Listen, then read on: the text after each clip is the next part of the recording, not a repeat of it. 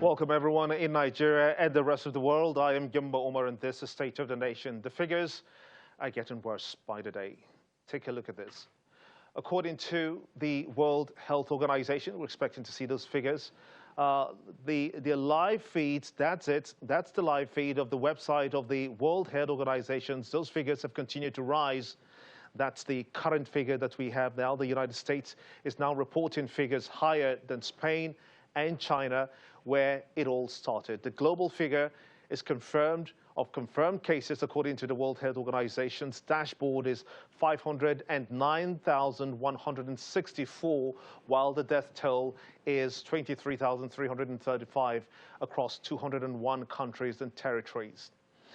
Now, the number of cases back here in Nigeria have increased almost exponentially from 41 cases just 2 days ago to 65 cases as at last announcement by the NCDC.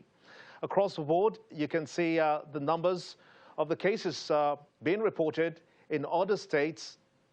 And just to keep you updated on what we know at the moment, well, earlier on Friday, the Minister for Health gave an update on the current situation of COVID-19 and what the government is doing to contain its spread. Take a listen.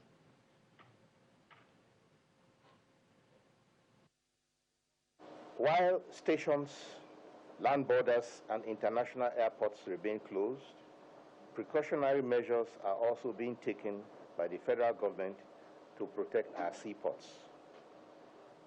Only ships that have been at sea for more than 14 days can dock in our ports after crew members have been confirmed negative for COVID-19.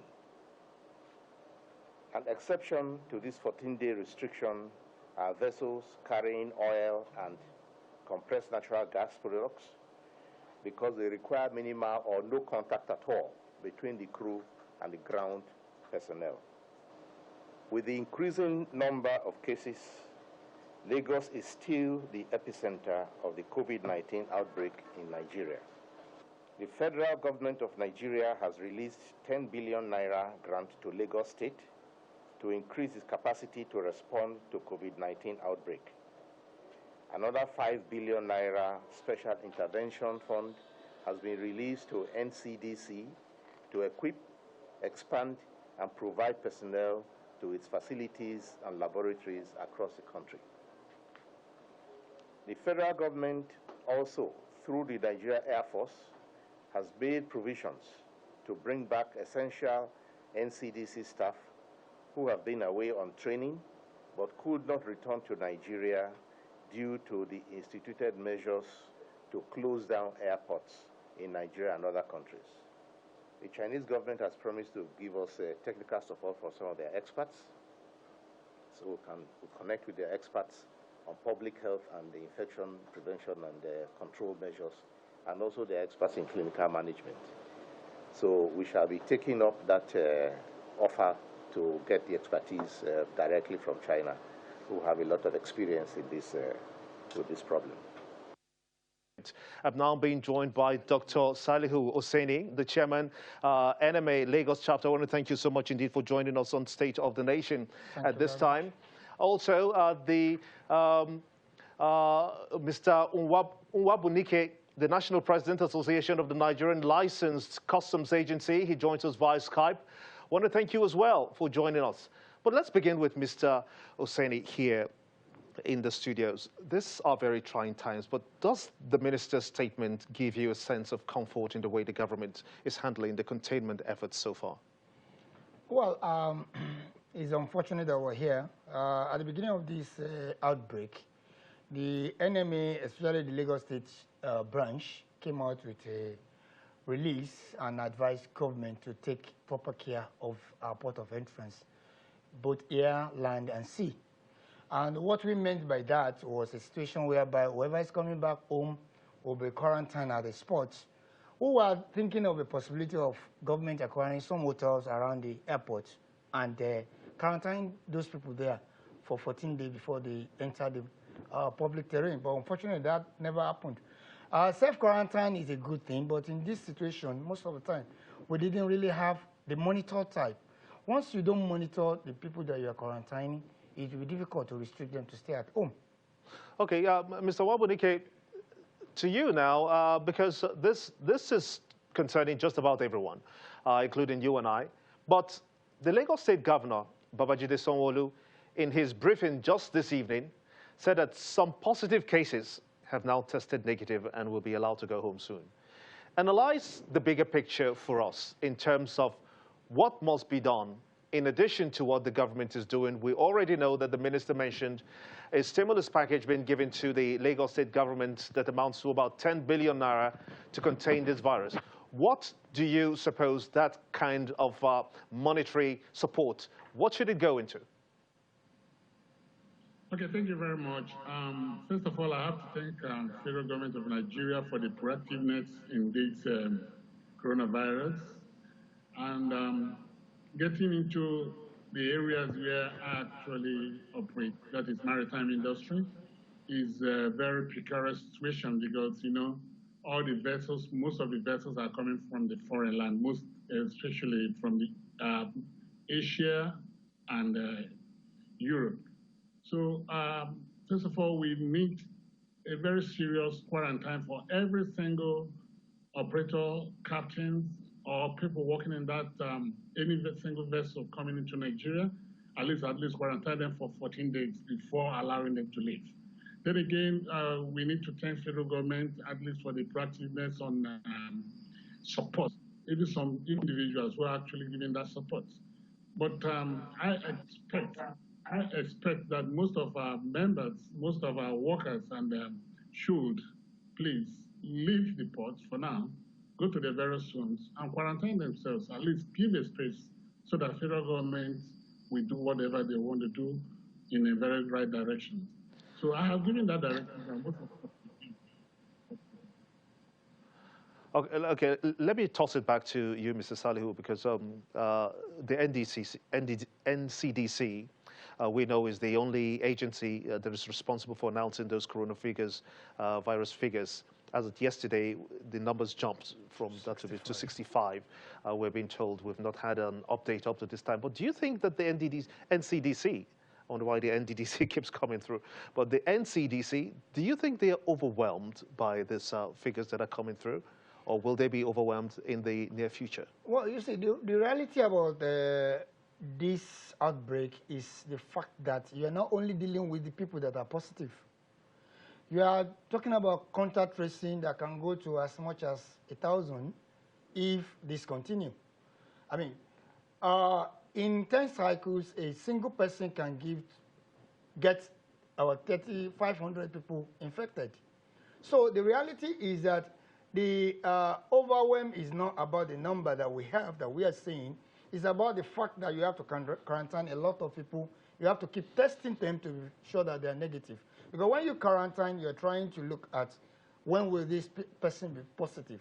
So you can only be relatively confident after 14 days and that person is still negative. Are you confident that these numbers are ones that everyone could just, you know, invest in, such that we were able to contain this properly?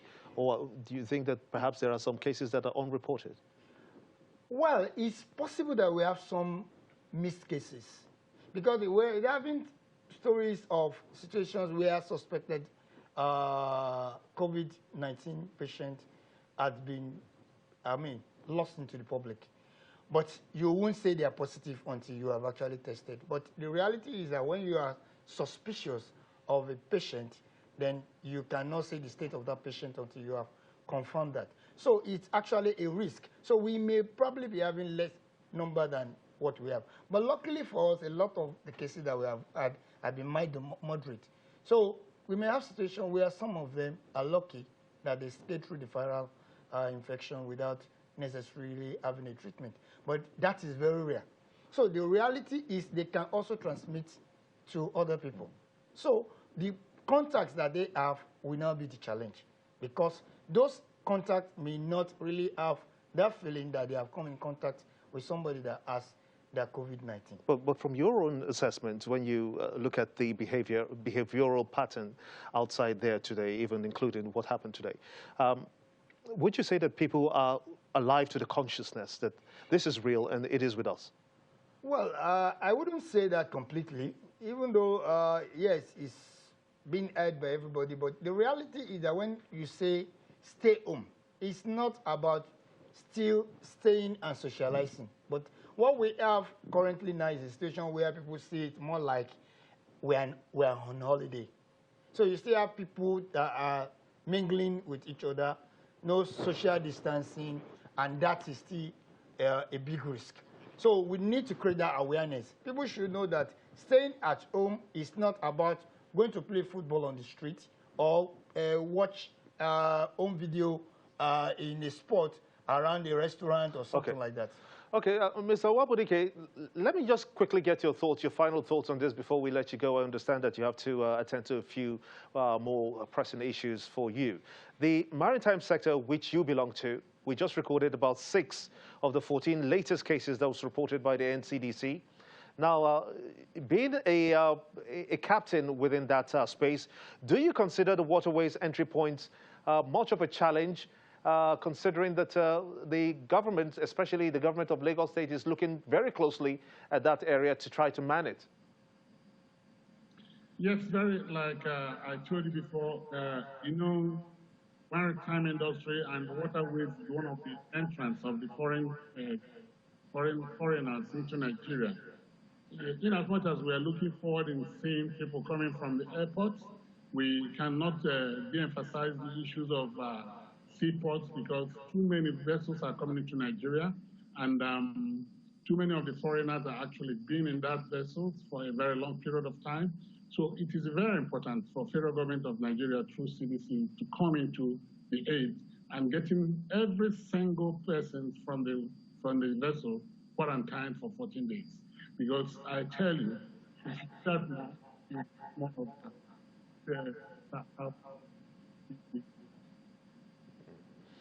That's a good place to let it rest. Samuel, thank you so much indeed for sharing your thoughts with us. Mr. Tode Wabunike, the National President, Association of Nigerian Licensed Customs Agency. Many thanks for giving us your thoughts on this. But when State of the Nation returns, the International Monetary Fund, the IMF, has reported a global recession on the heels of the coronavirus pandemic. Stay with us.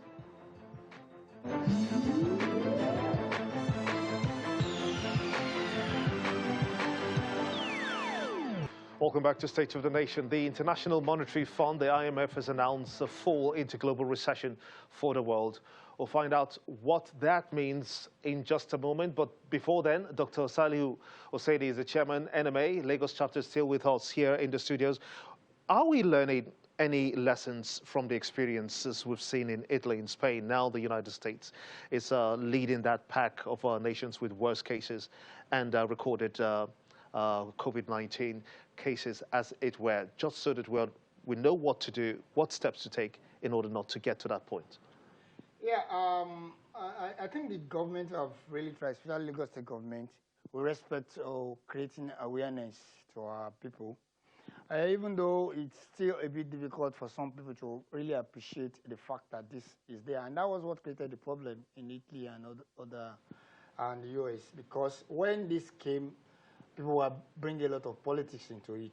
But the reality was that the fact that some high-ranking officers also got infected created a better awareness to the populace. And people are more aware and accepting the fact that COVID is here.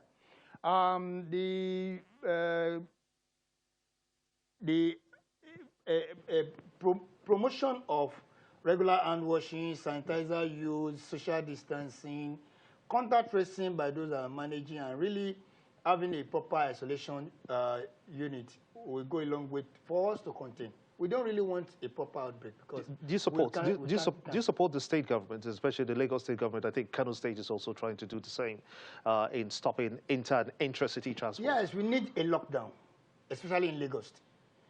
Indeed, what we need to do at this time is to lock down all the states, no interstate movement, so we can limit what we have within where they are.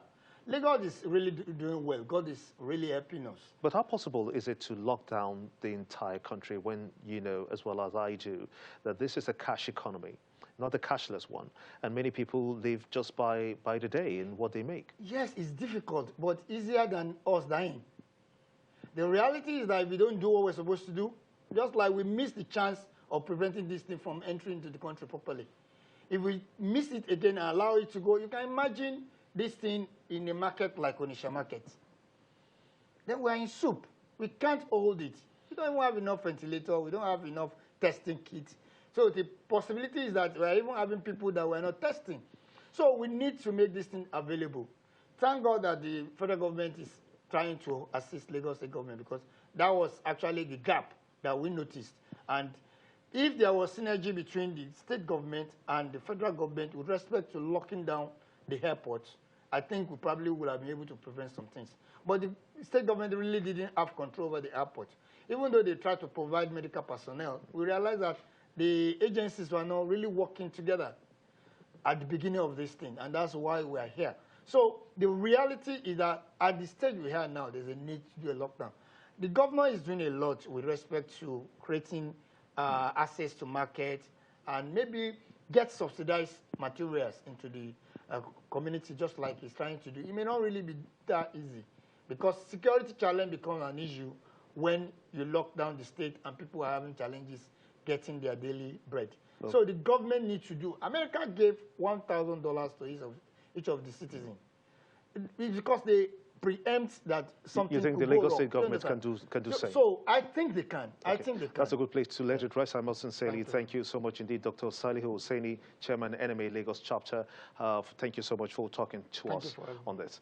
Let's bring another perspective to this. Paul Ilaje, an economist, joins us via Skype on the report of the IMF on a global recession. Many thanks indeed for coming on State of the Nation. It's a global recession, we've been told. How do you view this, especially for Africa by extension, and in particular Nigeria, in the face of the coronavirus that's just creating this so much fear?